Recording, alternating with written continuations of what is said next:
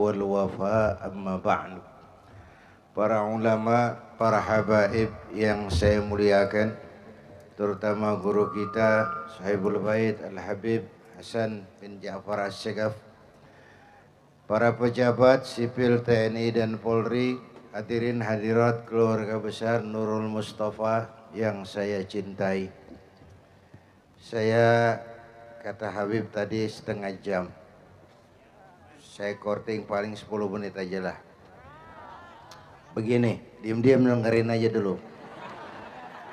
Rasulullah diutus ke alam ini hanya untuk satu tugas, yaitu memperbaiki akhlak. Soalnya kemudian, kepada siapa kita harus berakhlak? Segitu doang deh, 10 menit. Pertama, kita ini harus berakhlak kepada Allah. 13 tahun Nabi berjuang di Mekah ngeberesin ini nih. Memperbaiki akhlak kepada Allah, menanamkan tauhid, membangun akidah, menata keyakinan. 13 tahun di Mekah pasang pondasi. Pasang apa? Dengan perhitungan, kalau pondasi kuat, bangunan aman. Pondasi rapuh, bangunan runtuh. Pondasi mencong, bangunan bengkok. Benar? Bangunan mah bagaimana pondasinya? Orang hidup bagaimana imannya? Ya. Teknologi nggak bahaya, yang bahaya orangnya. Cepot, tahu cepot? Itu kalau yang megang Asep Sunandar tuh cepot bisa selawat badar. Wayang bagaimana dalangnya, begitulah manusia. Hujan.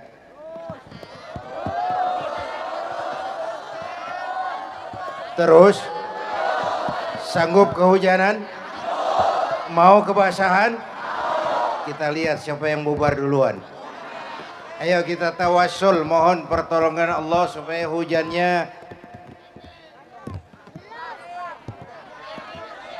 ditunda dulu sampai acara kita selesai.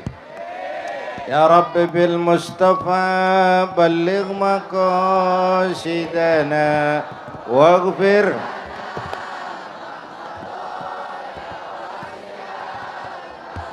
Muhammadun sayyidul kaunaini wathaqalain wal fariqaini min urbi wa min ajami.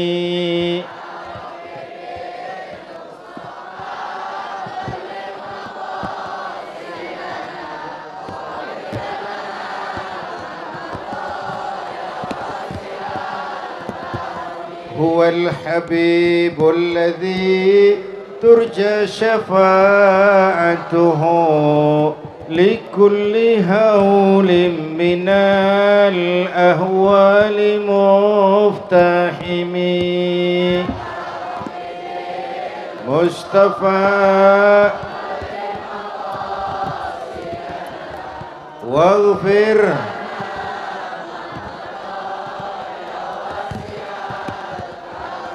هو الحبيب الذي ترجى شفاعته لكل هول من الأهوال مفتحم.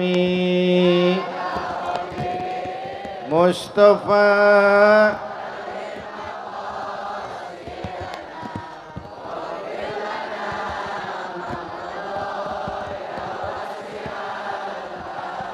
هو الحبيب الذي ترجى شفاعته لكل هول من الأهوال مفتحم.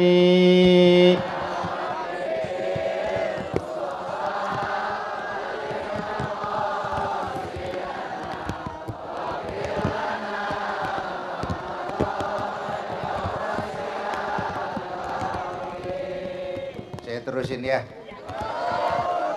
Bagaimana cara berakhlak kepada Allah? Caranya dua. Pertama, jangan menyekutukannya dengan sesuatu pun. Yang kedua, jangan menyembah kecuali hanya kepadanya. Itu ikrar.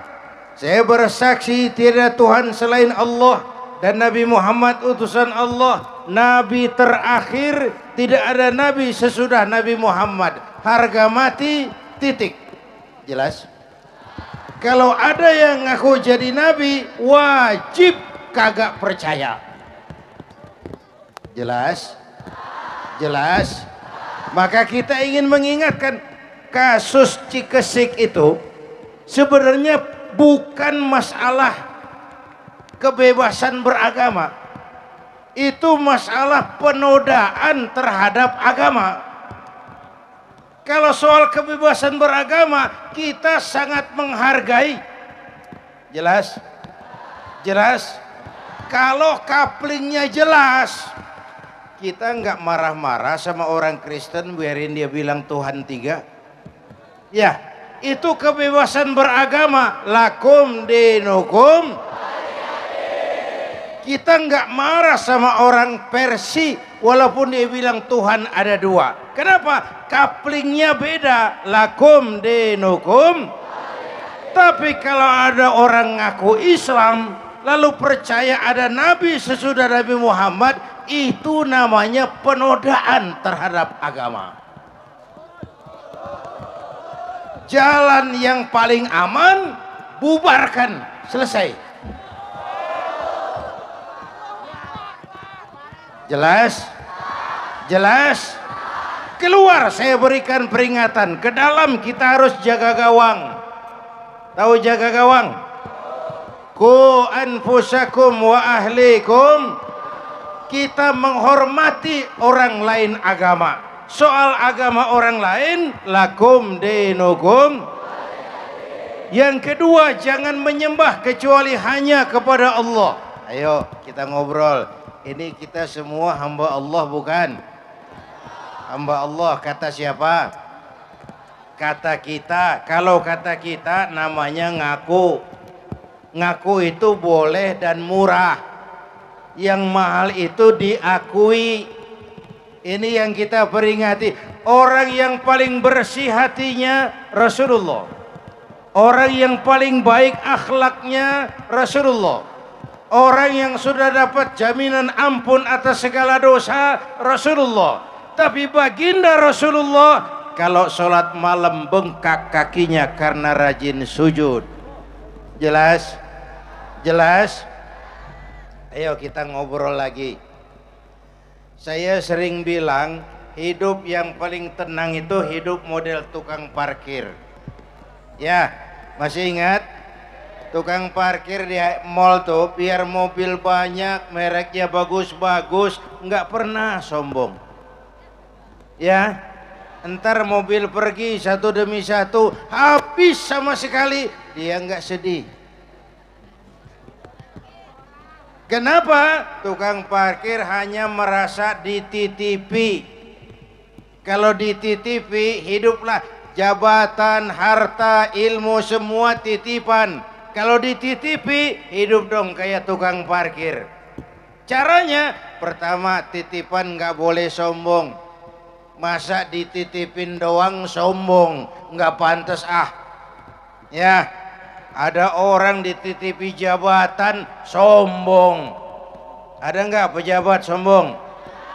Ada, namanya Fir'aun. Namanya nggak pantas dititipin doang sombong. Dititipin harta oleh Allah jadi orang kaya sombong, nggak pantas. Yang kedua, titipan harus dijaga baik-baik. Kalau nggak dijaga, yang nitip marah. Yang nitip, saudara nitip motor, begitu diambil motor, kaca spion pecah, knalpot hilang, jengkel nggak? Sama kan? Allah nitip harta jadi orang kaya supaya bantu taklim, bantu yatim, bangun pesantren. Lalu pelitnya luar biasa, yang nitip marah. Allah nitip Indonesia. Hai rakyat, ini Indonesia, aku titip. Di titipan ini ditebus dengan keringat, darah, air mata dan nyawa. Ini negara besar. Aku titip negara besar dan kaya yang namanya Indonesia. Kekayaan negeri ini digunakan untuk kemakmuran rakyat. Disalahgunakan, dikorupsi. Yang nitip. Kalau yang nitip marah, dia suruh makhluknya yang lain negur. Siapa? Merapi. Siapa? Bromo. Siapa? Semeru, anak Krakatau. Itu kan makhluk Allah. Pada demo. Merapi demo. Kalau kita rakyat demo, Satpol PP turun. Kalau Merapi demo, siapa yang ngurusin? Mbak Marijan. Udah selesai. Mbak Marijan udah berangkat, udah ketemu sama Mbak Surip. Udah ketemu di alam barzah, kata Mbak Surip, tenang Mbak Marijan, tak gendong. Awan. Ya, yang 100 tahun kita bangun selesai oleh gempa 3 menit. Ya. Yang 100 tahun kita bangun luluh lantak oleh gempa 3 menit. Maka ayo kita jangan menyembah kecuali hanya kepadanya. Kita perlu Allah. Tuh. Yang kedua, kita harus berakhlak kepada sesama manusia. Siapa itu? Sesama muslim, saling rukun. Yang kedua, antar umat beragama, saling menghormati, saling menghargai dalam batas lakum dinukum. Yang ketiga, rukun antar umat beragama dengan pemerintah. Kita prihatin sekarang ini saudara-saudara di Timur Tengah kan lagi pada meriang nih. Ya, Tunisia udah kejadian, Mesir nyusul, sekarang Yaman meriang, Aljazair panas dingin. Kita belajar dari sejarah, kita juga pernah mengalami tahun 98-97. Maka kita harus jaga kerukunan antar umat beragama dengan pemerintah. Yang baik kita dukung, yang salah kita perbaiki. Setuju? Setuju? Yang ketiga, rukun antar umat beragama dengan pemerintah. Lalu yang ketiga, akhlak kepada sesama manusia. Sebagai dijelaskan tadi, Islam ini rahmatan lil alamin. Sehingga dengan mengembangkan 3 kerukunan ini, insya Allah nikmat kehidupan kita. Karena itu, dengan peringatan Maulid malam ini, mudah-mudahan menjadi bekal bagi kita semua untuk menjaga akhlak kepada Allah, akhlak kepada sesama, dan akhlak kepada makhluk Allah yang lain. Hadirin, ini yang dapat saya sampaikan, mudah-mudahan ada manfaatnya. Lebih kurang mohon maaf. Usikum wa iyaya bitaqwallah. Wassalamualaikum warahmatullahi wabarakatuh.